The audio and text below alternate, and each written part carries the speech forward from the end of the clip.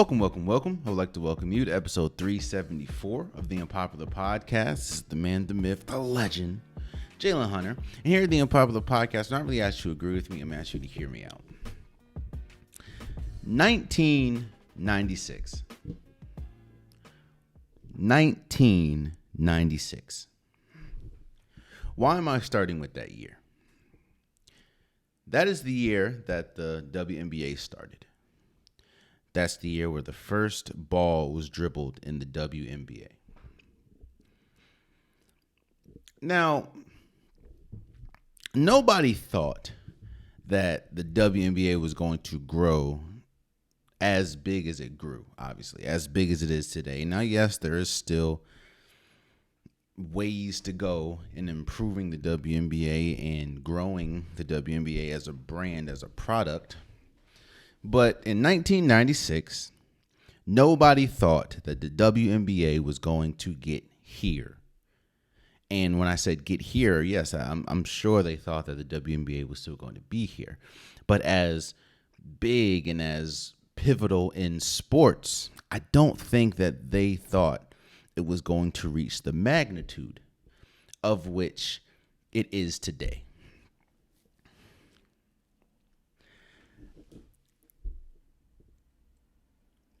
There have been three teams now, that have made history in the WNBA in one certain aspect.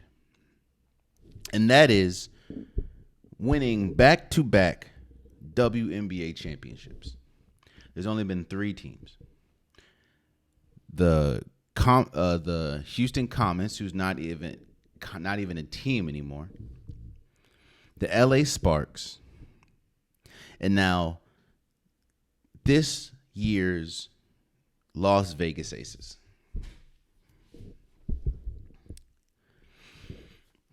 Dynasties look different for different sports. And a dynasty can be just how sheer dominant you are. For instance, we're seeing a current dynasty in baseball with the Houston Astros. There's a reason why when we look at the Houston Astros, the first thing that comes to mind when we talk about sport comparisons is the Patriots. They have currently been to 7 straight ALCSs. And if things, how it's looking right now, they're probably going to end up in the World Series and might even win it again, seeing as though they did just win the World Series last year. You see, that dynasty is long, pause. That dynasty has sustained for years upon years. You have the Lakers dynasty in 2000 with the Kobe, Shaq. That wasn't as long, pause. But that was dominant. I think they lost one game in the playoffs, I think in 2001. And that was game 1 of the NBA Finals against Allen Iverson. Guys, I had to put it out there. That dynasty obviously wasn't as lengthy as the Patriots dynasty or the Houston Astros dynasty that we're currently seeing, but it was dominant for as long as it needed to be dominant. Same as the Golden State Warriors dynasty. I do believe we're clearly at the end of it, but from 2015 to 2022, the Golden State Warriors have had something to, outside of 2 years when everyone was hurt, the Golden State Warriors had something to say about who was going to win the NBA championship, or at least making it. The 1 year that they obviously didn't win it in 2019, everyone got hurt. KD got hurt. Clay got hurt.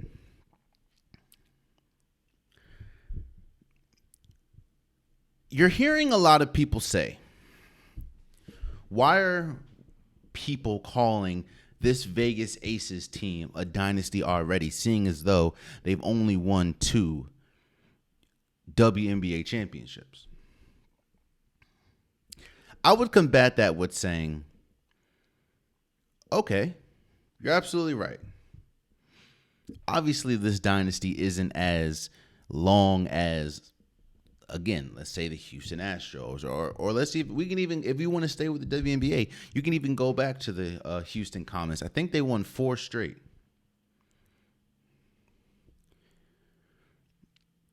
But I would retort by saying, when you do something like that, win 2 back-to-back, or win back-to-back WNBA championships, and being the 3rd team to do it in your entire sports history, and quiet as it's kept, it doesn't look like there's going to be a fall off for next year. I would say that at least institutes being called at least an early dynasty. On top of that, and I've talked about this before, but on top of that, we need to understand what exactly are the components that make up a dynasty or make up a great team. Let's say that. What are the components that make up a great team? Well, you have to have a good coach. There has never been in the history of sports, do I think there's been a bad coach to win a championship. There might have been a mediocre coach, but a flat out bad coach, no. I could be wrong. I'm sure people will just destroy my comments, which is cool. But I don't think there's been a bad coach to win any championship. When you look at the cream of the crop in coaching for the WNBA, you can't look much further than Becky Hammon. Becky Hammon, of course, played in the WNBA, coached in the NBA under Greg Popovich's Spurs system, and now the coach of the Vegas Aces. She's coached the Vegas Aces for 2 years. And in 2 years, you see 2 championships. Again, I'm not saying it's just her. But you can't be a bad coach and win a championship. You can be a mediocre coach and win a championship, but nobody thinks that Becky Hammon is a mediocre coach. What else do you need to have a championship component? Well, you have to have a star player. There's not your star player might not be the most important piece, but you have to have a star player. There is a debate right now between who is the best WNBA player in the world right now. We know that Breanna Stewart won this year's MVP. But that has come with a lot of, I guess you can call it controversy, seeing as though a lot of people thought that A'ja Wilson, including myself, a lot of people thought that A'ja Wilson was deserving of her 3rd MVP. A'ja Wilson is the best player in the world. In fact, let me pull it up real quick. I was just thinking about this. To put into perspective, I think A'ja Wilson is like 24, 25. Now this stat has obviously gone around social media. It's like a graphic, of course, but I think she's 24, I believe, or 27. I apologize. She's 27. In in 27 years, this is what she has done. She is a 2-time WNBA champion, a WNBA Finals MVP, a 2-time WNBA MVP, 2-time Defensive Player of the Year. She won ESPY for WNBA Player of the Year. She's a 5-time WNBA All-Star. She's a Rookie of the Year. She's made an All-Rookie team. She was a 3-time first team, 1-time second team. She's made all defensive team or all defensive first team twice. She made all defensive first team or second team once. She is a 3-time blocks leader. She won the Commissioner Cup. She is a USA Basketball Female of the Year. She has a World Cup. She has an Olympic World Cup, and she's a WNBA champion. She is a NCAA champion. She's done all that in 27 years of life. I'm not saying she's been in the league for 27 years. In 27, she's only been in the league for what? A couple, like 4 years, maybe? 3, 4, 5 years?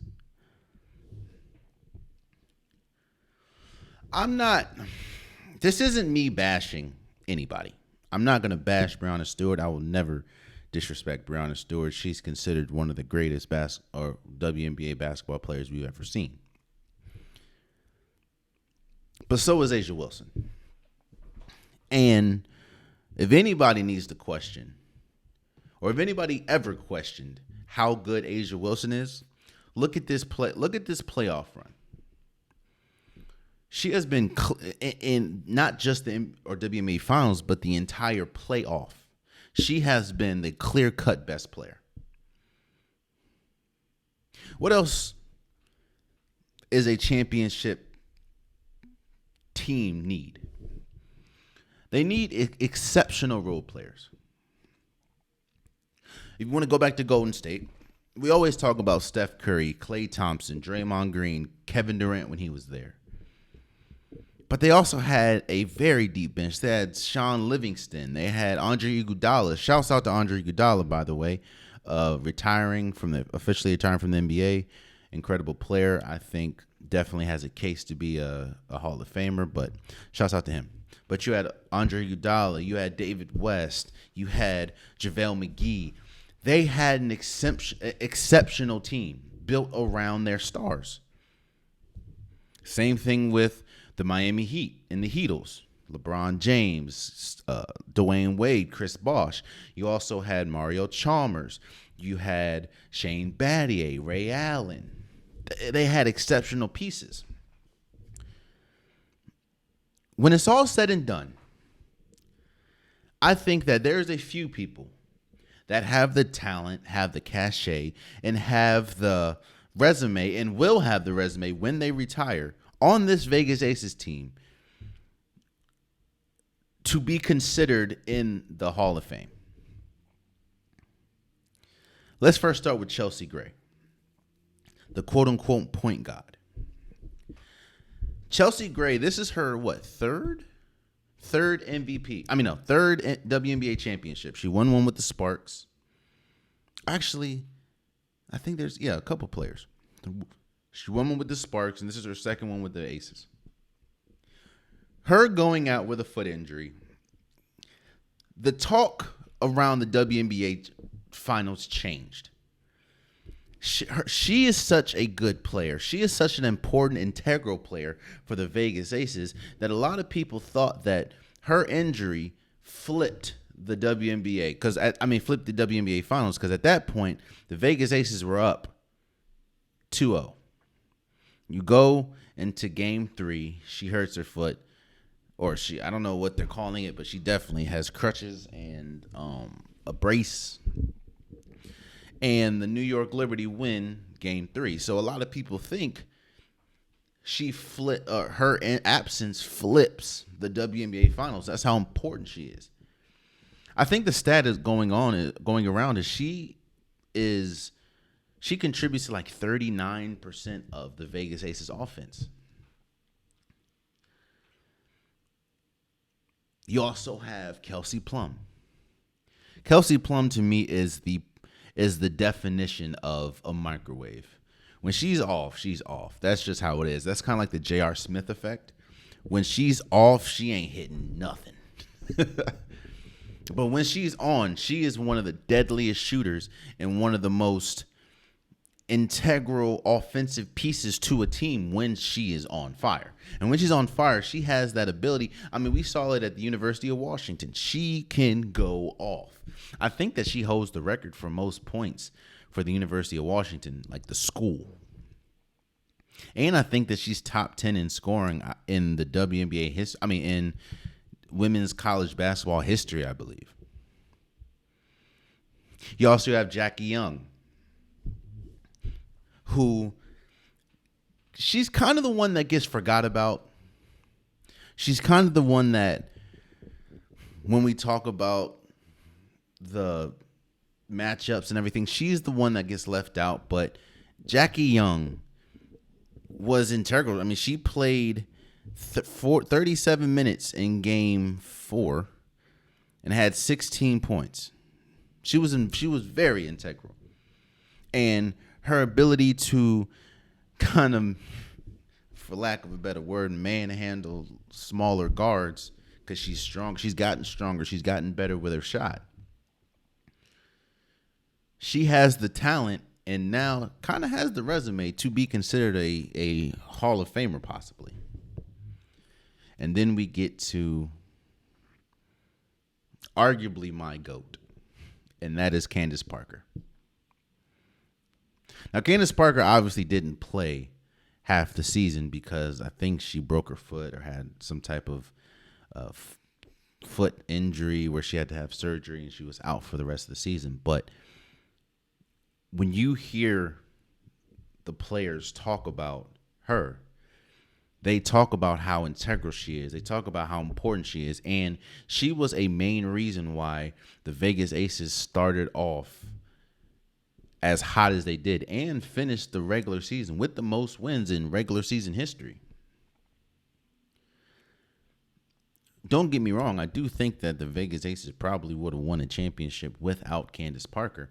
But I do think that Candace Parker, even though she didn't play in the playoffs and she didn't play the second half of the season, I do think that she was incredibly integral.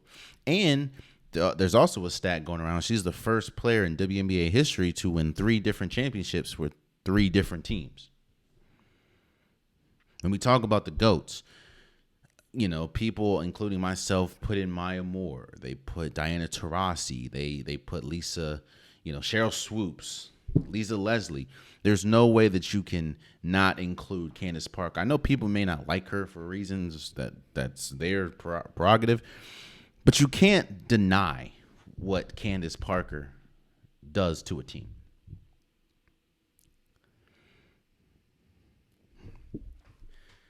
This Vegas Aces team, the reason why people are calling it a dynasty is because it has all the components for a great team, and it has done something that only 2 other teams have done in the entire history of their sport.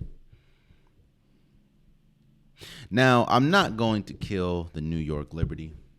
They played a hell of a they played a hell of a game. They made it this far, obviously. You have Breonna. Actually, let me just defend. I don't want to be the one to do this, but let me defend Breonna Stewart for like 20 seconds. Breonna Stewart had this was probably her worst playoff run we've ever seen. She was not good majority of the time. It happens. Now, yeah, unfortunately, you don't want it to happen in the most important part of the season, which is obviously the playoffs, but it happens. But for people that are killing Breonna Stewart, for people that are saying she's trash, for people that are saying this, that, and the third, obviously aren't watching the games, because Breonna Stewart, since college, this is her first loss in the championship series.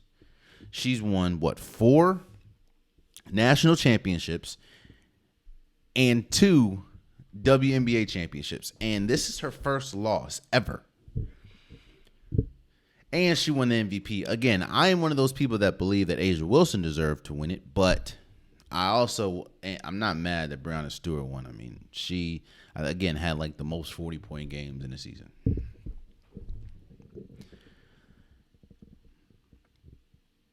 But I do want to say congratulations to the Las Vegas Aces for being 3rd team in WNBA history to win back-to-back WNBA finals. And on top of that, which is, I think, the biggest reason why they call this a dynasty, or at least dynasty, the precursor to a dynasty, is all of these players are coming back pretty much. There may be some movement, but Shouts out to Alicia Clark. She dedicated this win to her father that unfortunately passed away during the season. She was incredible. She was integral. Of course, Sydney Colson, who she's like the Sydney Colson's kind of like Udonis Haslem of the WNBA. She doesn't play that much. There's a lot of games she doesn't play at all, but her leadership and her knowledge of the game and being able to plug and play for short, brief stints was important. I mean, you want a perfect stat line to how important Sydney Colson is.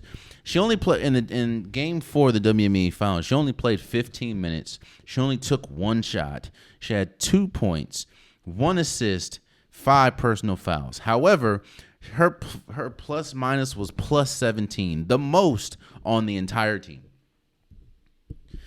And if you go by plus negative minus or plus minus, she was the most important player on the team. That's crazy. I understand it, I'm not going to be naive in thinking that people view the WNBA in a high regard. Not everyone, obviously. If that was the case, we would be talking about the Vegas Aces winning the championship on the same level we talk about the Dallas Cowboys, who hasn't won anything in my lifetime. So I'm not naive in thinking that, we should talk about the WNBA as much as we talk about, let's say, the NFL. I'm not naive. I understand where the money making is. I understand what a lot of people care about. Makes sense. But I do think that there should be more respect when something like this happens. Again, this has happened 3 times now in the history of a sport. To put that into context, right? The last Super Bowl back-to-back champion we had was the Patriots. That means as great as Aaron Rodgers is, as great as Drew Brees is, as great as Patrick Mahomes is, as great as many great teams that we have seen, the last team to go back-to-back was the Patriots.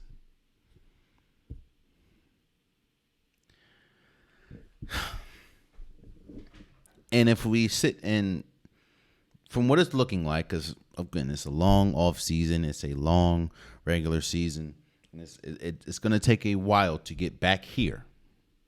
And Lord willing that we do get back here.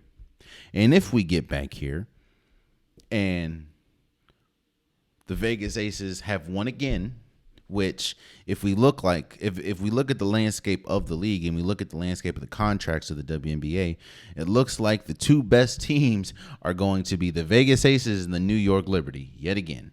And if we sit here today or sit here again a year from now and the Vegas Aces have won their 3rd straight WNBA championship, they would be the 2nd team in WNBA history to ever do that.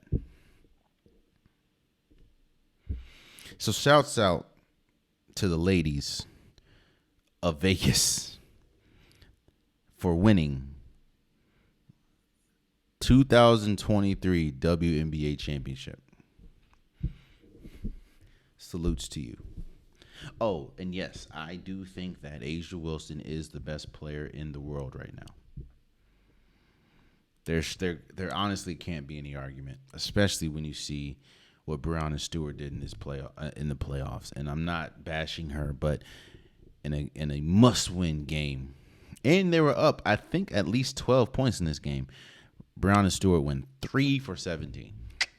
Not the best time to have your worst game, pretty much as a pro, but hey, that also goes to how good the Vegas Aces were ranked number 1 in defense. I mean, obviously you have the Defense Player of the Year, but you were ranked number 1 in defense for a reason. So shouts out to the Vegas Aces. I've posed this question before. And the reason why I've posed this question before is because it has the answer is multi-layered. It's like a croissant or a lasagna. Or a lasagna is crazy. Or lasagna. It has a bunch of layers. Not every layer is better than the other. Not every answer is better than the other, but there are layers to the answer. And the question is, how can you determine the difference between a good coach and a bad coach? I think also there's not just one answer. People can say the definitive answer is winning and losing, but I would say I don't know about that. Because if you look in the NBA, Eric Spoelstra is an incredible coach, one of the best coaches, if not the best coach in the NBA. They haven't won a championship since LeBron James has been there. Now, they've been to a few, don't get me wrong, but they haven't won a championship since LeBron's been there. Well, you tell me Bill Belichick's a great coach, and I'm not refuting that. But Bill Belichick has only been to the playoffs once since Tom Brady left. I mean, okay, you tell me that Sean McVay is a good coach, which I believe he is. Well, the Rams have only won one championship, and it doesn't look like they're winning again this year, at least.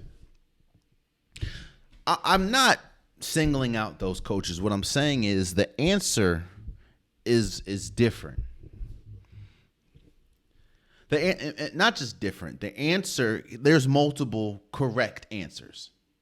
There's not just a definitive right and wrong answer for this question.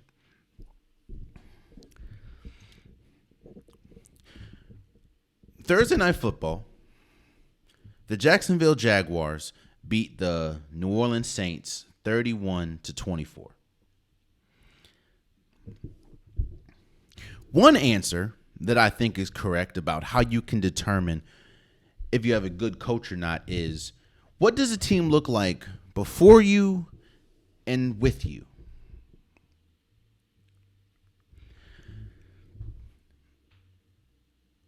We can look at these two teams, and that answer is clear as day for both teams.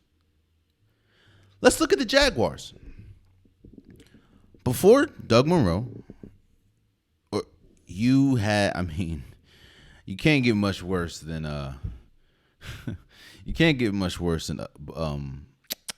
Urban Meyers. Like it's almost impossible to get much worse than Urban Meyers. Urban Meyers is widely considered one of the worst coaches in NFL history.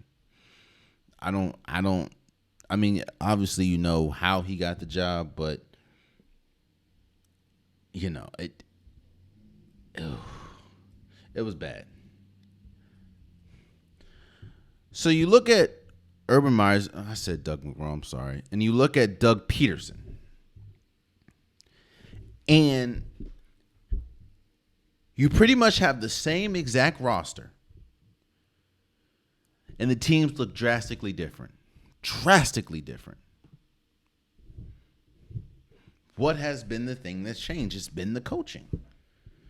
Doug Peterson, who is a Super Bowl winning head coach, is a much better coach than Urban Meyers, obviously.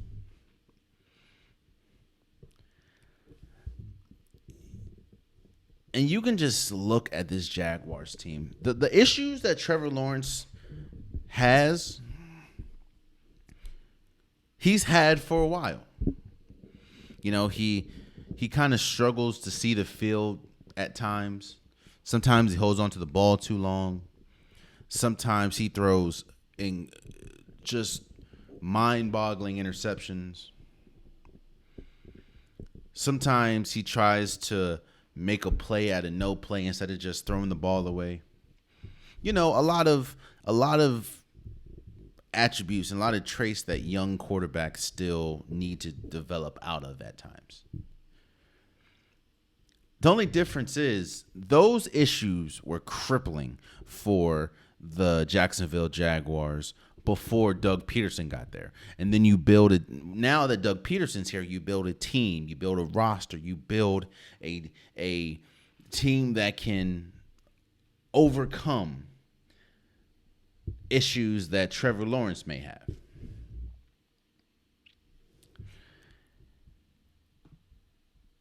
And before, good coaches are able to win smash mouth type games. Good coaches are able to, when your team may not have it, or you just need an extra boost, scheming and game plan, they're able to win those games. Let's look at Dennis Allen, though. Dennis Allen, the head coach for the Saints. Now, yes, the Saints haven't really been juggernauts since Drew Brees. But one thing that you can say, and the one calling card that the Saints have always, or not always, but have had in recent memory, was a solid offense.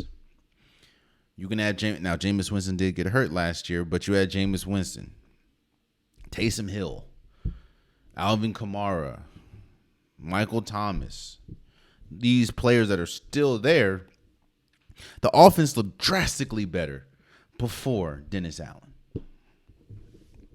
Now you look, the Saints, the biggest issue that the Saints have is their offense.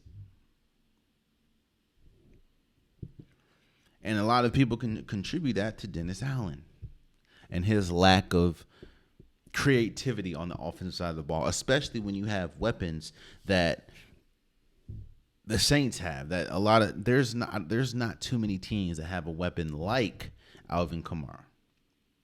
There's not too many teams that have a wide receiver like Michael Thomas.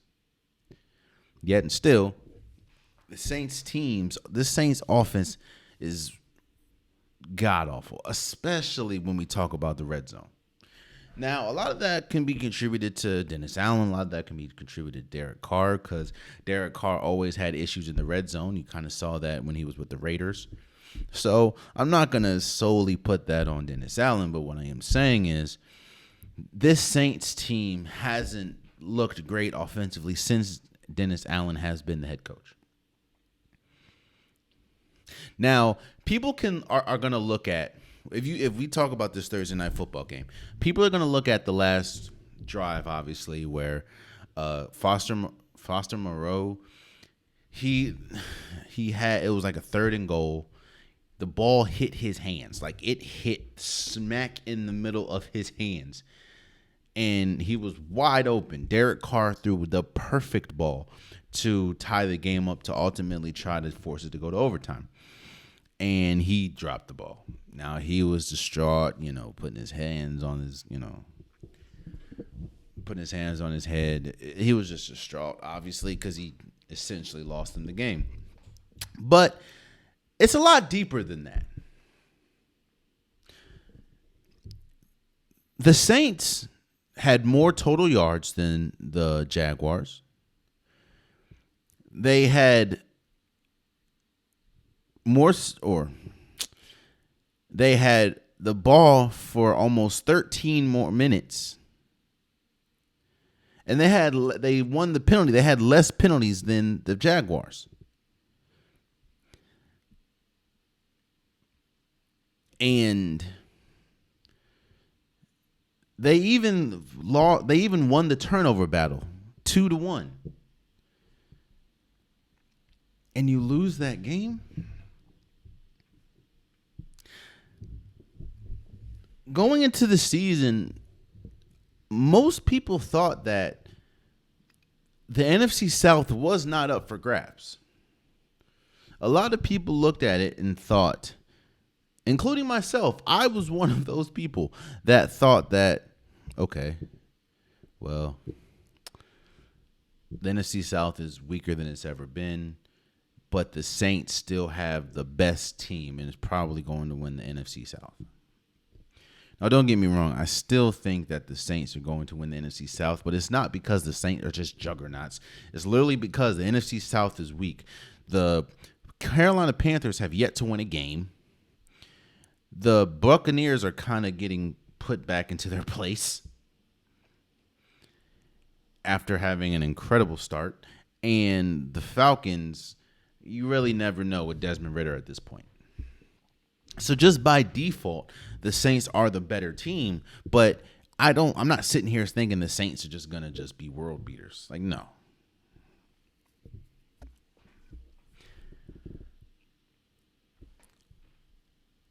I'm not sure if Dennis Allen is a good coach or not. I am very sure that Doug Peterson is a good coach.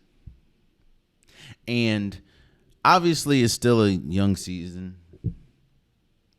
So we still have much more games to play and things can turn around for the best. But I don't see any creativity with this Saints team. Especially when you see the creativity with the team that they just played on the other side of the field in the Jacksonville Jaguars.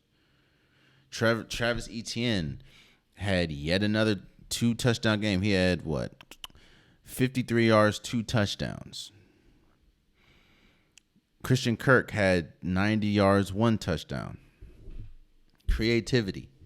But when you look at the Saints, Alvin Kamara, 62 yards. Nothing. Alvin Kamara, 91 yards receiving. Nothing. Chris Olave, they kept throwing him the ball. 7 for 15. 57 yards.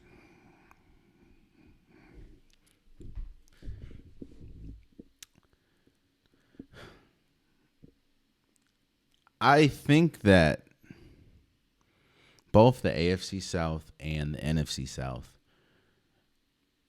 are I'm not going to say pretty much solidified. Especially with Anthony Richardson going out. You don't know what the hell is going on with Ryan Tannehill and the Tennessee Titans offense. The Jaguars is the best team in the AFC South. And even though the Saints are 3-4, they are the best team in the NFC South. I just don't have much faith, at least I have more faith in Jaguars than the Saints. And as we saw on Thursday Night Football, it shouldn't take a last second or a dropped ball in the end zone and third down to ultimately seal your fate for a game. Especially when your defense was humming like it was and like it is. The Saints have one of the best defenses in football. They just have a very inept offense right now, even though they have names on the offensive side of the ball that shouldn't warrant that title. That is what it is. So, shouts out to the Jaguars for beating the Saints 31-24 on Thursday Night Football. And as we say every week, Thursday Night Football is the pretty much start of the NFL week. So I'm going to give my predictions for week 7 of the NFL season. Let's start with the Lions at Ravens. I think that this is probably the best game of the week, or second best game of the week. And I do think that this game is very important for both teams.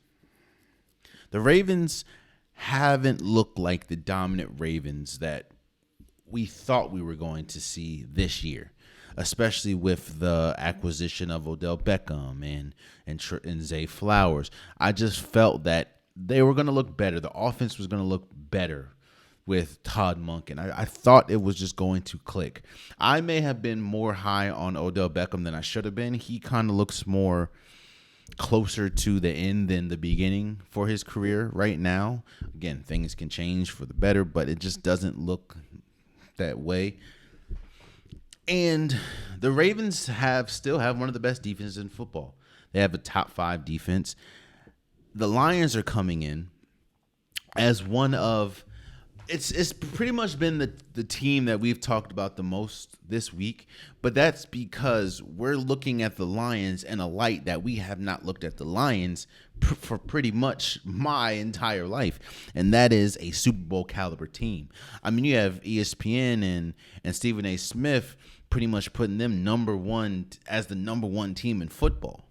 I'm not going to go that far, but this is a litmus test for the Lions. Now, they did beat Kansas City, and the Ravens is another team that a lot of people would consider a Kansas City type team, or at least should be a Kansas City type team.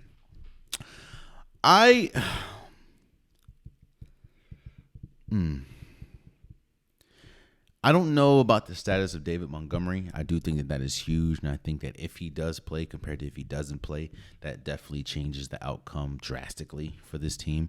I like how Jared Goff has been playing. Jared Goff has been a very underrated passer of the ball this year. But you're at Baltimore. The weather is supposed to be bad. I think it's supposed to be high winds. I think it's supposed to be raining, and that bodes well, obviously, for a team that can run the ball. And we know that the Ravens are, as a team, is one of the best rushing attacks in football. I'm going to go with the Ravens. I think this is going to be a close game. I don't think it's going to be a blowout for any sense of imagination. And I do think that both teams are going to come in with a sense of urgency and a sense of they know that this is an important game for both teams. I think that how this game goes, we look at both teams differently towards the outcome. Like if it's a blowout, whoever gets blown out, we're looking at we're looking at that team as, okay, they're probably not a championship caliber team. Compared to the other team, it's like, okay, this is a championship caliber team, obviously. If it's a close game, I just think that we're going to look at these teams differently, whether good or bad, after this game. And I have the Ravens winning. Raiders at Bears. I actually, because it looks like Jimmy Garoppolo's not going to play. I have it's, you know how hard it is picking the Bears to win a game? Shit. I picked the Bears to win last week against the Vikings because they didn't have Justin Jefferson, and the Bears obviously disappointed me. Oh, shoot. Is Justin Fields playing? I don't think Justin Fields playing. Never mind. I got the Raiders. I got the Raiders. The Raiders have better players if Justin Fields doesn't play. Even with Justin Fields, they have like Devontae Adams and Josh Jacobs. I got the Raiders winning this game, even with a backup quarterback. Browns at Colts. I got the Browns. I think that Gardner Minshew is a turnover machine, and Gardner Minshew is a backup quarterback. Gardner Minshew was never really supposed to be a starter. He hasn't really shown the ability to be a starter for a full season, and it looks like Deshaun Watson might be back for this game, and even if he doesn't, Gardner Minshew is a turnover machine, and you're going against statistically the best defense in football in the Browns. I got the Browns winning that, even in Indianapolis. Bills at Patriots. The Patriots have been just god-awful this year. The Patriots are on pace to have their worst season in Bill Belichick's tenured. And the Buffalo Bills, even though that, you know, they're divisional opponents, even though they are, you know, when they play, hell, you would never really know with the Bills. One game they can look like world beaters. The next they can just look terrible and almost lose to the Giants. But I got the Bills winning this. I just don't like the Patriots. The Patriots have been horrible this majority of this year. Actually, this entire season. So I have the Bills. Washington at Giants. Now, this is one of those games where this is the Commanders have a history of playing to their competition, whether that's playing up to their competition or playing down to their competition. Doesn't look like Daniel Jones will be playing, but even if he is playing, with the defensive front that the Washington that Washington Commanders have, they should win this game. They should beat the Giants. The Giants are one of the worst teams in football. They should beat the Giants. The primitive word in that sentence is should.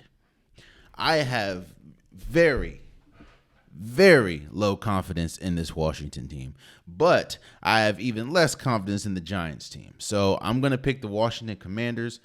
It's not the fact that I think the Washington obviously is a better team than the Giants. I just know my team, and I know that we lose these type of games. Hell, last year, wasn't that a shootout? We lost we won because Darius Slayton like dropped a pass, but God, I got the Commanders winning that game. Falcons at Buccaneers. I got the Buccaneers winning. I just think their defense is better than the Falcons' offenses, even though Bijan Robinson has been good. I just don't know about, obviously. Kyle Pitts had his first touchdown this year, and they don't use him at all. And, again, I don't really trust Desmond Ridder. I don't trust Baker Mayfield either, but I do trust that Buccaneers defense more. So I got the Buccaneers beating the Falcons. Steelers at Rams. Steelers are coming off a bye week. I just got the Rams. It's not the Steelers' defense is obviously the Steelers' defense. That's their calling card.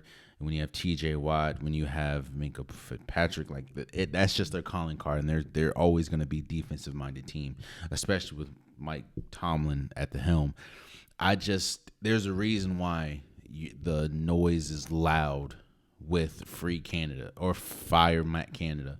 This offense has been inept majority of the season, and you're going against an offense that, while yes, the offensive line for the Rams is trash, you still have Cooper Kupp, you still have Puka Nacua, you still have Matthew Stafford throwing in the ball, and even on a lower extent, you have Tyler Higbee. So I guess I got the Rams winning. But then again, no, I have the Rams winning.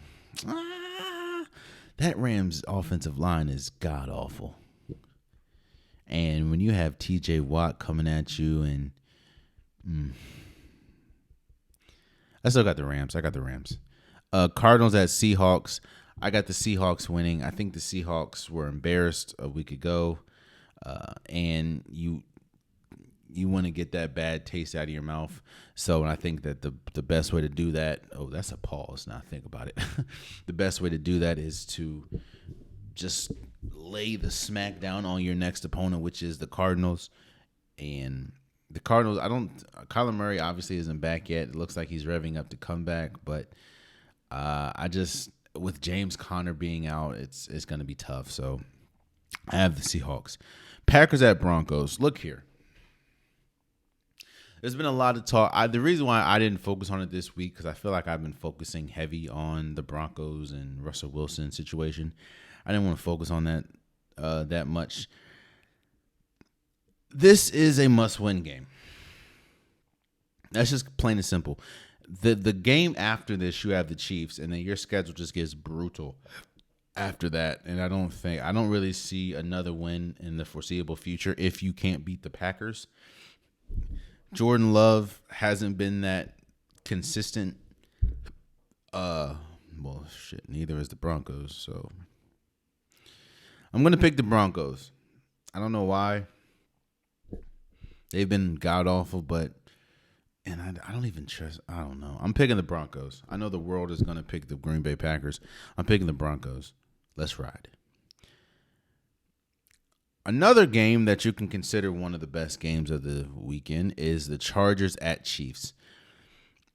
I don't like the Chargers' late game execution, and I don't like some of the play designs for the Chargers. And the Chiefs, even though they have all the struggles with their receivers and offensive line, I don't think the Chargers are going to be able to capitalize on their problems. So obviously Patrick Mahomes is on a different level, in my opinion, than Justin Herbert. I just have the Chiefs winning this game. And I think it's going to be, I don't even think it's going to be a shootout. I have the Chiefs winning this game. Now, Sunday Night Football. Dolphins at Eagles. I think that this has the potential to get ugly. I know. You're looking at this. You're looking at the records. The Eagles are 5-1. The Dolphins are 5-1. I've been sitting here for 6 weeks now, and I've been saying that the Eagles don't look right. The Eagles don't look as dominant and as great as they did a year ago. Now, I have been contributing that to their schedule has been a lot tougher this year. I look at that as a lot of your defense players are gone, and you have a new offensive coordinator and a new defensive coordinator. It takes time. They have not looked right. And coming off of their first loss against the Jets, I understand that there's a level of frustration and you're going to be upset and you're ready for this opponent, the Dolphins. But the Dolphins is a high-powered offense. And I think that the Dolphins are going to win. I think the Dolphins I'm not going to say probably. I believe they're going to win by at least 10 points. I just think that right now the Dolphins are playing much, much better than the Eagles are, even though both records are the same. And while, yes, I do think the Eagles' defense is probably better, the Dolphins don't have look, that offense, that offense is spectacular. So I have the Dolphins winning. And Monday Night Football, 49ers at Vikings. I understand that Brock Purdy didn't look good at all last game, and he ultimately lost his first regular season game. But the Vikings aren't a good team. They're not good offensively. They're not good defensively. In fact, to me, the only reason why they won last week is because they played a worse team in the Bears. I think that the 49ers, even if Brock Purdy looks terrible, even if Christian McCaffrey's not going to be able to play, even if Deebo Samuel can't play, this defense is so good that it's good enough to win them a game against the Vikings. So I have the 49ers beating the Vikings. Those are my predictions. Let me know what you guys think.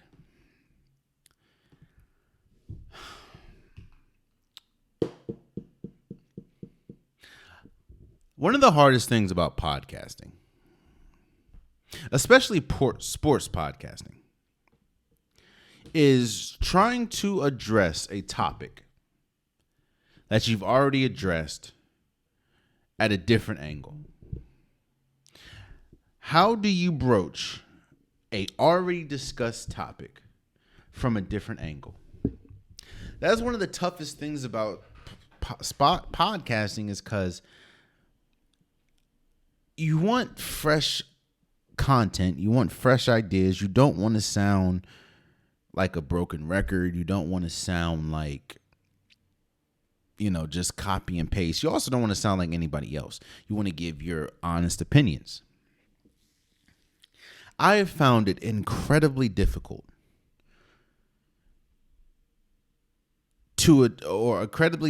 addressing this James Harden situation. Not difficult because it's not content. Obviously, I can have a whole hour-long conversation about James Harden and about, where he came from, where he is, what's next, how they got here. I can have a long conversation about James Harden. But I've done that. I have ad nauseum talked about James Harden and talked about this situation and talked about how he went to training camp. Well, let's back up. He demands a trade. The team says they're going to trade him. It's been very slow because there's not really a market for James Harden, seeing as though there's only one team bidding for him. Then he did the whole Daryl Morey is a liar thing in China. Then I think he realized, yo, I got to kind of report to training camp if I want to get paid. So he went to training camp the first, 2-3 days. Hasn't been back since. I think he's missed two days of practice. And I think Ramona Shelburne reported that he's in Houston dealing with quote unquote personal matters.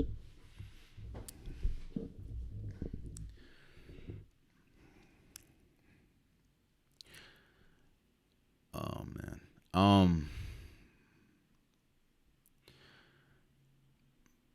When we think of James, I think this is the worst part about this situation. And the saddest part about this situation is when you think of James Harden now, the first thing that comes to your mind isn't the fact that he is one of the greatest offensive weapons we've ever seen. When you think about James Harden, you don't think, or the first thing that comes to your mind isn't he's had one of the most unstoppable moves, or he has made a move in the step back, one of the most unstoppable moves in basketball history that he has perfected. You don't think about the fact of, I think he's second right now, second or third, and 3-point shoot or 3-pointers made in NBA history. Second or third. Nobody's going to talk about that. When we look at James Harden, what we're going to talk about is how he has forced his way out of 3 teams now, or 2 teams. This probably will be his third. He forced his way out of Houston. He forced his way out of Brooklyn. And now he's trying his darndest to force his way out of Philly. I don't remember who said this. I think Kevin Garnett said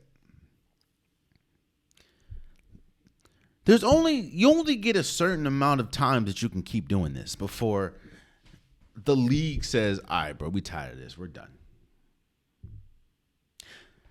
I've talked about this before. I said that usually the last person to be honest in a situation is yourself, about yourself.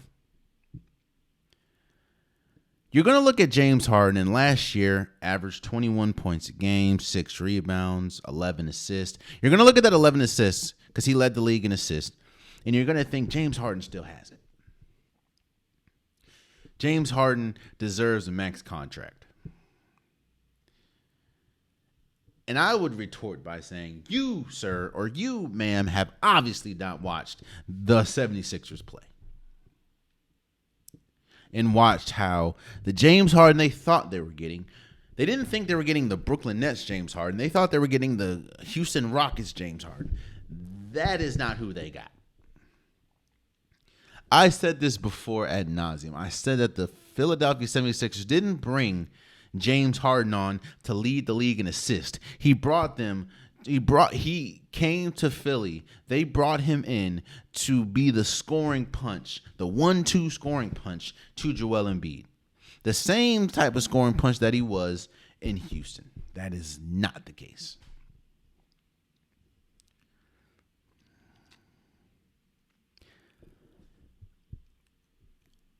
James Harden, you know what it is, which makes this situation even worse? James Harden should have the cachet to be able to keep doing this. But because he doesn't take care of his body as much as you think an NBA player should, an elite NBA player should, because he doesn't really focus on training in the offseason as much as you think a star of his caliber should, and because every single place he's went has ended poorly, he doesn't have that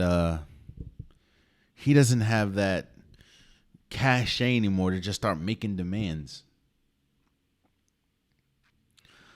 So now, and I think Matt Barnes said this, you have to be careful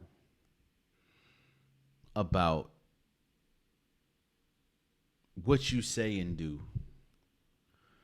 Because what you say and do always has consequences. And what I don't think that James Harden understands, at least right now, is the NBA, the game doesn't need James Harden anymore. In fact, I don't think it ever needed James Harden. James Harden was great. Don't get me wrong. At his height, James Harden was arguably, there was debates on, is he the greatest or the second or third best point or shooting guard ever. We all know it's Michael Jordan. We all know it's Kobe Bryant. He was in conversation for that third spot. He won an MVP. He won a Sixth Man of the Year. James Harden is considered one of the greatest scorers in NBA history. And I still think when we talk about that's one of my criteria. One of my criteria is on, are you a Hall of Famer or not? Can we talk about the game and not mention you? And you still get a great picture of the game. Now, don't get me wrong. James Harden is a clear-cut Hall of Famer, in my opinion. Even though he doesn't have, a championship, even though he's only played in one NBA Finals, even though he hasn't had the greatest playoff success, at least what he's done in the regular season should garnish him a NBA Hall of Fame spot. I mean, he made the NBA 75 team. He deserves to be in the NBA Hall of Fame. But like Matt Barnes said, we're getting to a point where the game can just go on without James Harden. And quiet as it's kept. Now, if they keep Russ and everything, keep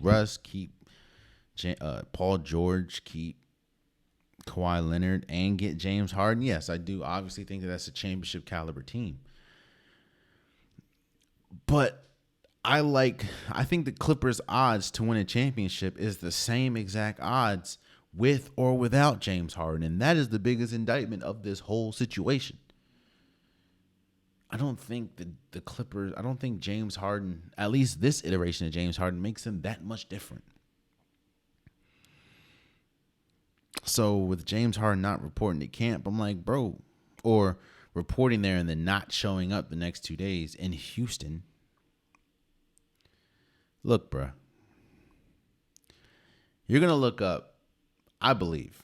I don't want this to be the case because I want everyone to get what they deserve. But you're going to look up and think to yourself, or look up and be like, how did we get here? Kenyon Martin said it. Shouts out to all these people I'm name dropping too. Yo, you should know. Now, if somebody tells you something, if a manager, if a GM tells you something that is just incredibly hard to fathom, you should understand something's not right here. And I might need to think about not believing this person. James Harden knows. I think players know when you have played to a certain level, and when you've played or when you've contributed to a certain level that you deserve certain things. I don't think James Harden, at least in Philly, has played to the level to deserve a max contract. The only reason why he would get a max contract is on his name and what he did in Houston. That's it. I don't know why you would think, now don't get me wrong, I do think that there's issues that with Daryl Morey as well. This is not the first player that has come out and said that they've been lied to by Daryl Morey, or they feel like they've been lied to by Daryl Morey. That's something that Daryl Morey need to take up with Daryl Morey. Because again, this is multiple times at this point that players have come out and said they feel like they've been lied to. But in the same breath, Daryl Morey, more times than not, has helped James Harden immensely. He gave him a max contract in Houston. He essentially got James Harden what he wanted and traded him from Houston to Brooklyn. He ultimately traded Ben Simmons from the 76ers to get James Harden back, or to get James Harden in Philly. So I just don't James Harden, you ain't done nothing in years to deserve a max contract. I know that someone like Klay Thompson, who thinks he's going to get a max contract, he can at least look at it and say, yo, you, even though we have Steph, even though you had Draymond Green, you're not getting 4 championships without me, which is true. I don't think he was the most integral part, but I do think that Klay Thompson was important enough that if you did not have Klay Thompson, you would not have 4 championships. So you can look at that and say, yeah, you're right. We're just going to, yes, you deserve a max contract. James Harden don't got that. In fact, James Harden has absolutely nothing except a assist title in Philly. And now I think about it, James Harden ain't done nothing consistent since Houston. So I don't know why you thought, even though your GM said that you were going to do it, I don't even know why like your camp would tell you, yeah, man, I know he said it, but look, I don't think you've done enough, man. Hey, bro, I wish nothing but the best for James Harden in this situation, but it's not looking good. And James Harden has done something that is incredibly difficult. And that is he has made people side with the organization more than him. Do you understand how difficult that is in sports? 9.5 times out of 10, the media, the fans, the public, they usually side with the players because they understand how greedy corporations can be. And they understand how greedy organizations can be in sports. But James Harden has made it that most of the fans and most of onlookers are siding with the 76ers over him. That is a tough feat. So again, I wish nothing but the best for James Harden. I wish nothing but the best for the 76ers. I wish nothing but the best for this situation. Hey, we'll see. Speaking of we will see, the NBA is back next week, man. This is my, I know I've said this before, but basketball is my favorite sport. I'm not going to do it. Yes, I am. I like the way they dribble up and down. Okay. I'm sorry. I had to do it. But basketball is my favorite sport. And I love basketball. I love every aspect of basketball. I love the winning. I love the losing. I love watching NBA. I love watching college. I love watching the WNBA. I love watching sports. I love watching the basketball. And this year, to me, is going to be so exciting for the NBA because of all the movement, because of all the player transactions. It is going to be exciting. And not just that, with these movements, with these teams making these situations or making these decisions with players, it brings on narratives and it brings on interesting plot lines and storylines for a season. I think that's one of the beauties that the NBA does better than NFL. I think that they run on storylines and run on plot lines better than the NFL. Don't get me wrong, a lot of people still think the NFL is king, and I'm not going to debate that.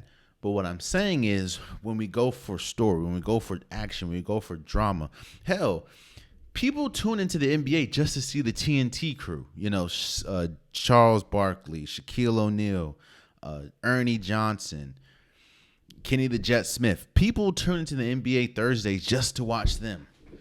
Like that's where we're at. And I'm just excited. Now, I'm going to save my entire, storylines. I'm going to save my breakdowns. I'm going to save who I think is going to, my season predictions. I'm going to save that for Wednesday, which, of course, is the first day of the NBA season. Damn, Wednesday's going to be a long-ass episode. Now I think about it because you got, me breaking down the games that we saw on Sunday and Monday, and you have me breaking down the NBA. Well, we'll see. But I'm going to wait until Wednesday. What I'm going to do today is just give my top 10 teams in the NBA going into the season. I think that it was harder, to do it was harder around the 9-10 spot than the 1-2 range. And again, I'm not going to go into great detail about every team. I might save that to Wednesday. I'm just going to give my top 10 in a brief synopsis of why I think they're in the top 10. At number 10, let me first start by saying that number 10 was difficult because there's a lot of teams that I can honestly see could and probably should be in my top 10. Like, spoiler alert, the Knicks aren't in my top 10. I think that the Knicks had one of their best seasons they had last year. I think Jalen Brunson is incredible, and I think Jalen Brunson is important to this team. I'm kind of on I've been on the Julius Randle is the best player on the team train for a while now, but after what I saw last year, I'm starting to think that that's Jalen Brunson. They got Josh Hart. They have Dante DiVincenzo. They pretty much got back the Villanova Wildcats. I think that they're going to be very good this year, especially with the East, at least the lower half of the East being weaker than the top. I think they're going to be better, but they didn't make my top 10. Neither did the Cleveland Cavaliers. I am not sold on the Donovan Mitchell, Darius Garland backcourt. I do like them. And I do think that Donovan Mitchell was much better than I thought he was as far as an offensive weapon in Cleveland. But it still goes back to the playoff success and the lack of playoff success when it comes to Donovan Mitchell. I just need to see more. And Darius Garland, he kind of disappeared in the playoffs. They didn't make my top 10. The team, I will say this, the team that was the hardest, and I kept double dutching between putting them in my 10 spot and not, is the Oklahoma City Thunder. I am very high on the Oklahoma City Thunder this year. You get Chet Holmgren. You have Shai Gilgeous-Alexander, who was All-NBA first team last year. You have the Jalens. You have Josh Giddey. This is a very young team, but it's a very young team that, to me, exceeded expectations last year and kind of sped up that clock for this team. I don't think that they're going to be world beat. I don't even think they're going to be a championship caliber team, but I do think that we're going to see a great, fun team in the Oklahoma City Thunder. They just didn't make my top 10 because they're still young, and I need to see what Chet Holmgren looks like playing, like in an actual NBA game, not just in the preseason, even though he did look good in the preseason. I just have to wait to see, but I do think that they have all the potential to be a incredible team this year. That's the Oklahoma City Thunder. So let me talk about my teams that did make my top 10. All of these teams, I do think you can make a case could or could not be championship caliber teams. We'll talk about it. Let's first start with number 10. I have the Dallas Mavericks. Now, I need to see what this team looks like at the trade deadline. I don't think that this team is good enough to win a championship, obviously because of their defensive inefficiencies. And when I still don't know if Kyrie Irving can play alongside Luka Doncic for an entire season. That is the main thing I'm looking at. I know they have Derek Lively from Duke. He kind of gives them a JaVale McGee vibe, which they desperately need someone that can defend the rim, because Christian Wood really wasn't it. Even though he's good offensively, you know what I'm saying. But I want to see the pairing, and I need to see how Kyrie Irving and Luka Doncic play alongside each other for an entire season. And this team obviously has to make the playoffs because they didn't make the playoffs last year. I could be obviously wrong because I was also double dutching. Here's another spoiler alert. The 76ers aren't on this list because of the situation that's going on with, you know what? I feel bad now because now I think about it, I probably want to switch it up. I'm switching up right on camera. Yeah. Number 10, I can't do that because I like Luka Doncic. I like Kyrie Irving. But there's a lot of question marks that about this Mavericks team that at least last year they weren't that good. And that is, of course, their defense. And you're expecting a lot from a rookie in Derek Lively to be the rim protector that Christian Wood couldn't. So I got to make it audible. I'm sorry, guys. I appreciate y'all for sticking with me. Number 10, I got to do the 76ers. The reason why I initially left them off the top 10 is because of this whole James Harden situation. I don't know how this is going to end. I think James Harden, it's in his best interest to probably play and try to build your stock up. I don't know if he's going to do that or not, because I know Ramona Shelburne was pretty much saying like what he's doing now with the not reporting and everything, that's just the beginning. Again, I don't know what I know what his end game wants to be. I don't know what it's going to look like for this team. I know that you have the reigning MVP in Joel Embiid. Tyrese Maxey, he's been good. We're looking for him to make that step up. You still have Tobias Harris. I think that they're going to be okay. I think they're going to be good. And yes, I'm going to take the Mavericks out of my 10 and slide the 76ers there, because at least I know that Joel Embiid is but his health. Joel Embiid. I'm not going to overthink this. Number 10, I have the 76ers. The 76ers is at number 10. That's my number 10. I'm not going to leave the reigning MVP off of a top 10 NBA teams list. So I have the 76ers number 10. Number 9, I have the Kings. Last year, I'm banking on last year was more of the norm at this point than an anomaly. The Kings are one of the best teams in the league. They were one of the best. Actually, they were the number one offense, I believe.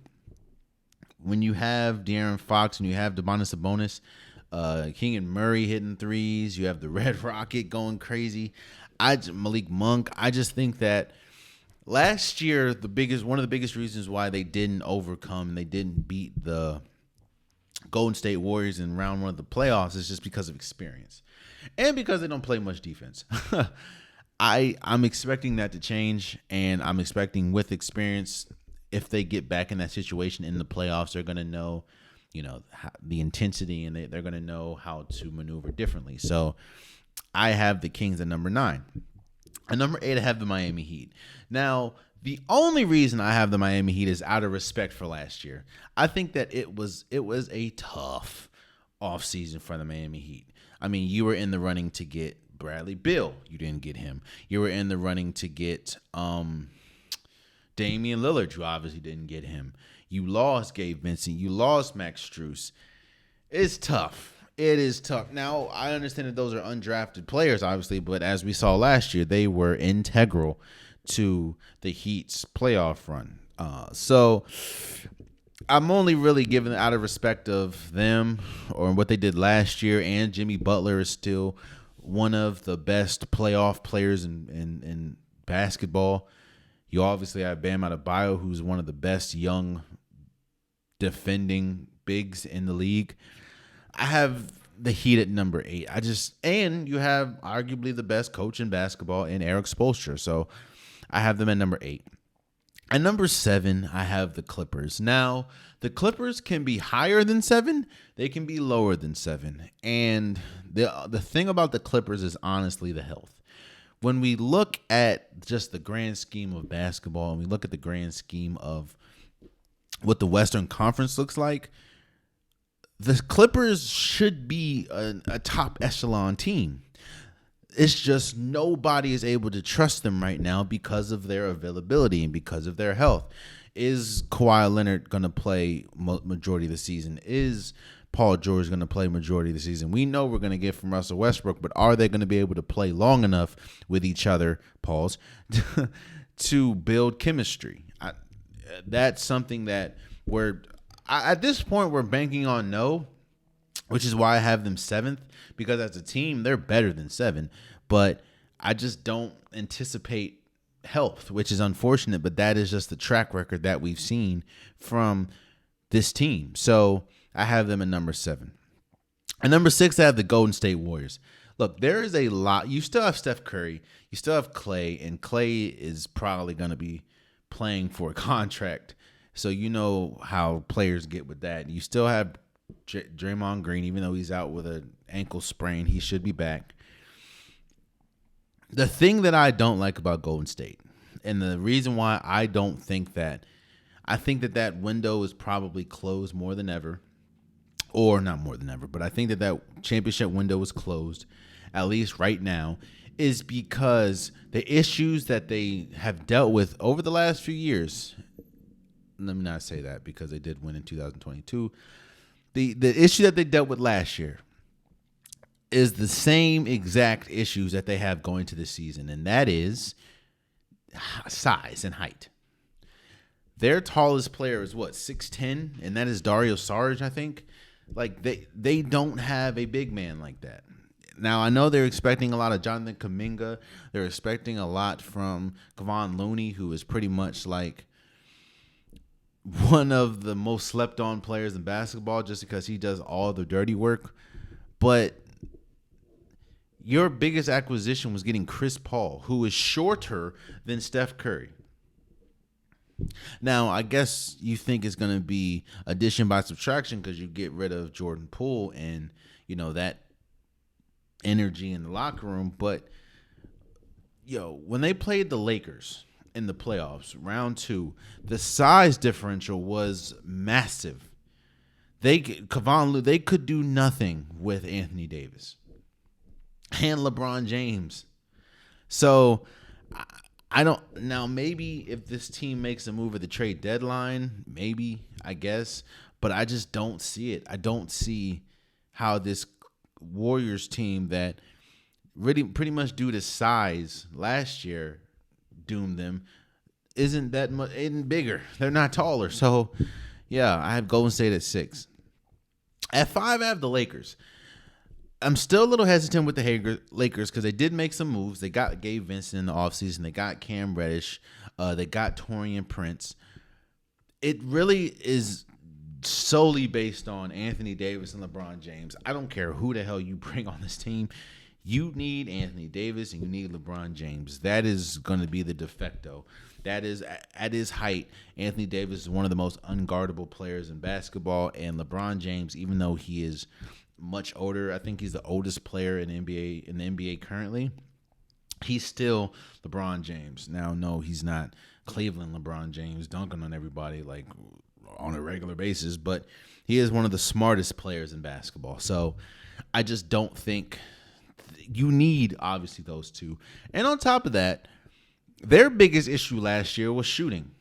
And I understand you hope Gabe Vincent is going to change that around. You hope Cam Reddish is going to change that around. You hope Taurean Prince, who has been relatively good catch and shoot player, you hope they turn that stat around. But they still didn't really get much shooting around them. I know you have D'Angelo Russell still there, Austin Reeves, Rui Hachimura. You're pretty much trying to run it back. But again, my issue is shooting wise, you need to get better at that. And on top of that, even with running it back and perfectly healthy, you couldn't beat the Nuggets. Like, you couldn't defend them to save your life. So we'll see. I have the Lakers at number 5. At number 4, I have the Suns. Now, this team was the biggest conversation, at least in my head, that I had.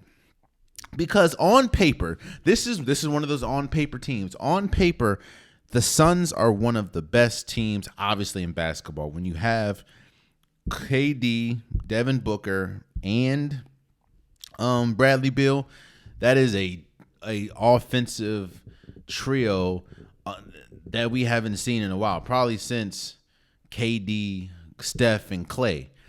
Now, I know you get Nurkic. I know that they built out their bench. You have Bol. You have some players that's going to be on the bench that's integral. I think you still have Terrence Jones, I believe. I could be wrong. My issue is defense. And what the Suns are going to have to do, and you even heard, KD say it, you heard Devin Booker say it, it's going to be hard to guard this team and stop them from scoring. And what I think this team is going to bait or bank on is that they can outscore you. The issue is, what if your shots aren't falling? I don't know if this team has the defensive wherewithal to stop a top team, or if a team is guarding them well where they're not hitting shots, are they able to lean on their defense? I don't believe that. And 3 teams above them can for sure do that. I think the Suns are good enough to win a championship. I think it's a very top-heavy team, obviously. But I also think that their defense is their biggest hindrance, and their defense is going to ultimately shine in big moments or rear its ugly head in big moments. We're just going to have to see, but that's why I have them at number 4. At number 3, I have the Boston Celtics. The Boston Celtics, boy, I don't think people understand how integral getting someone like a Drew Holiday is for this team, especially a team that took a step back last year in defense.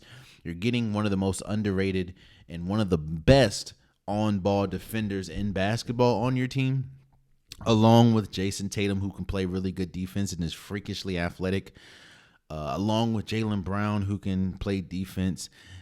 And you have Kristaps Porzingis. He's not really playing defense, but he can at least protect the rim a little bit.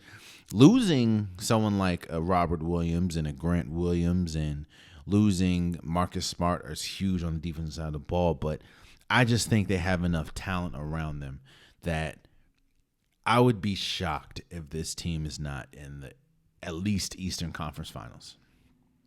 That's how good this Boston Celtics team is, at least on paper. But again, we know what these players are about. Health is a big thing as well, because we know Kristaps Porzingis kind of has a history of injury. We also know that Al Horford's getting older. So those are your bigs right there. But yeah, if everything goes the way that it's supposed to go and players play to their potential, it's going to be tough for me not to see the Boston Celtics in the Eastern Conference Finals. So I have them at number 3. At number 2, I have the Bucks. Look, losing Drew Holiday is big. Losing, even though I hate to say it, losing Grayson Allen is big, especially defensively. But you have Damian Lillard. You have Giannis Antetokounmpo. You have Chris Middleton.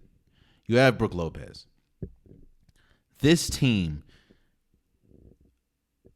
even without Damian Lillard, this team was projected to make the championship last year. They ultimately lost to the Heat, but they were projected to make the championship team or make the NBA Finals last year. Now you add arguably one of the greatest point guards we have ever seen, or scoring point guards we have ever seen, alongside one of the greatest players we've ever seen. It would be a drastic, and I emphasize the word drastic, failure if this team, the Bucks, don't make it to the NBA Finals. I'm not saying they have to win, but if they don't make it to the NBA Finals, we're going to start looking at this team. We're going to start looking at individual players differently.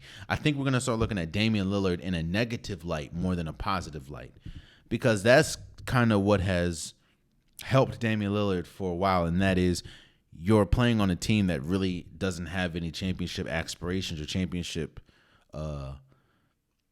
pedigree, because you're just not that good in the team. It's you and pretty much 4 other players that aren't that good.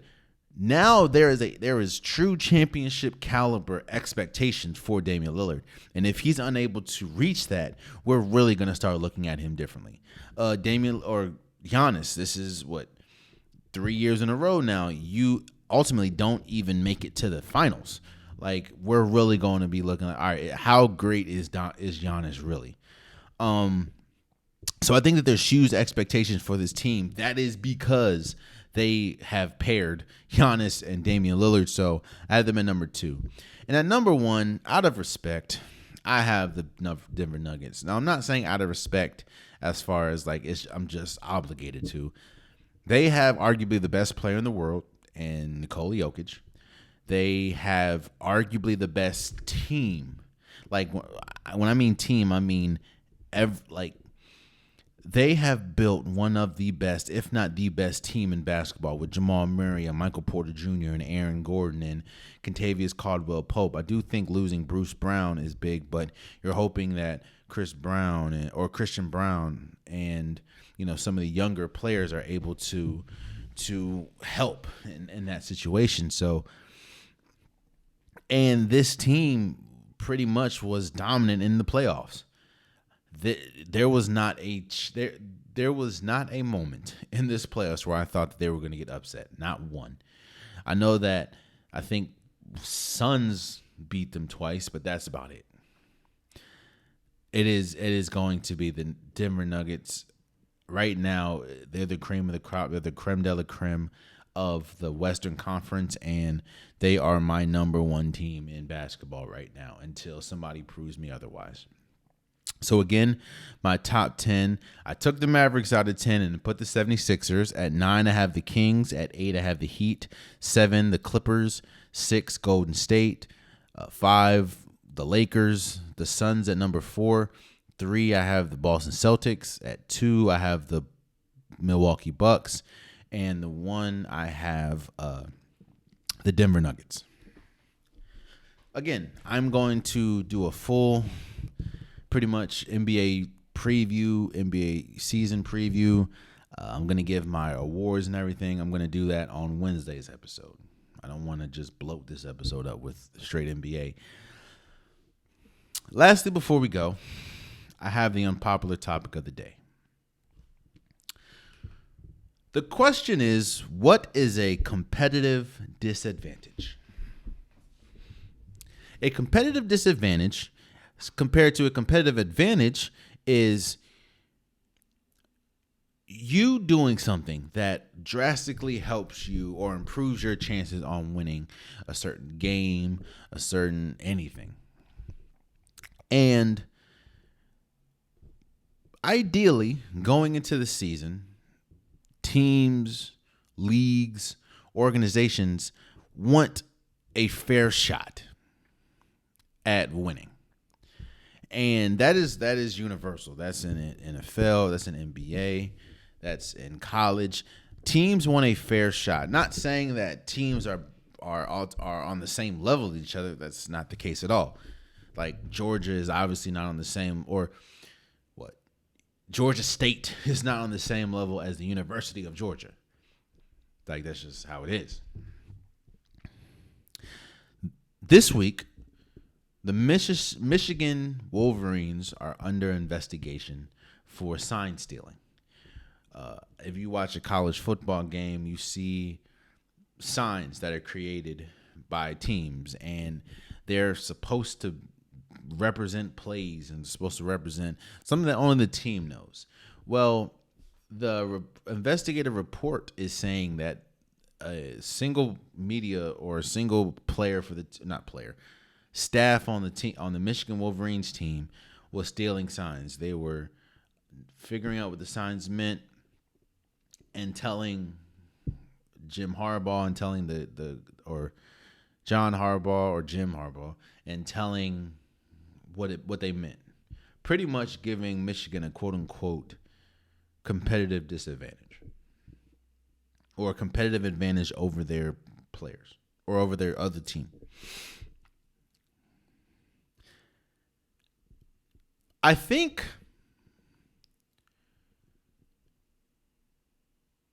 that you can make an argument that the NCAA does not like Michigan, and they don't like Jim Harbaugh. This can be a clear-cut evidence, or this can be a clear-cut sign that they're just not rocking with Michigan, because every team does this. Every team, it's called scouting. It's called creating a game plan around your opponent. I think that they're focusing on Michigan because they just have a vendetta with Michigan. I think with the transfer portal and some of the quote unquote recruiting violations that Jim Harbaugh and this Michigan team has done. And now that you're seeing just how great this Michigan team is, I'm not saying that they're conspiring to get them, but it does seem like I don't understand. This was one of the most laughable investigation reports I've ever seen, because everyone does it. They do it in basketball and they do it in football. It's called good scouting. So if Michigan gets in trouble for this and goes down for this, everyone has to, because everyone does it. Shit. They did this in what? The Astros got in trouble for this. So did the Patriots. Now those are the professional levels, but Michigan, I don't see how you can discipline somebody for doing what everyone does. It doesn't make sense to me. And I don't understand. There's no logical explanation to prove why Michigan is the center of this. When if you ask every NFL analyst, ask every NCAA analyst, ask pretty much every coach, everyone does this. It's called good scouting. I don't get it, man. But we'll see what happens. And there you have it. That has been today's episode of the Unpopular Podcast. I truly, truly, truly appreciate you guys. If you want an Unpopular Podcast shirt, hoodie, sweater, long sleeve joggers, the link is in the description below. I have multiple different colors, multiple different designs. Get your Unpopular Podcast merch today. Also, please subscribe to the YouTube channel. I'm trying to continue to let it grow, and I need you guys' help. I appreciate you guys a lot. Tell a friend to subscribe if you like the content. Again, new episodes every Saturday and Wednesday. It means so much to me. So if you haven't subscribed and you get this far in the episode, then what are we doing, bro? Subscribe, please. Also, follow the socials. Follow Instagram. Follow TikTok. The link is in the description below. I post there pretty much daily. I have conversations with people. We debate about sports topics. Just keep it respectful, and we'll have a conversation, man. I appreciate you guys. And yeah, man, until next time, much love.